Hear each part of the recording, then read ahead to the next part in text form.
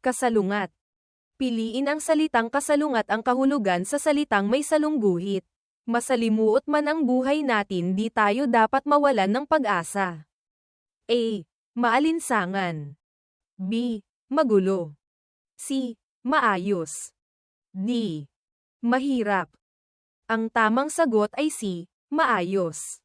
Huwag nating kalimutan na ang hinahanap natin ay ang kasalungat ang kahulugan sa salitang may salungguhit. Ang ibig sabihin o kasing kahulugan ng masalimuot ay magulo.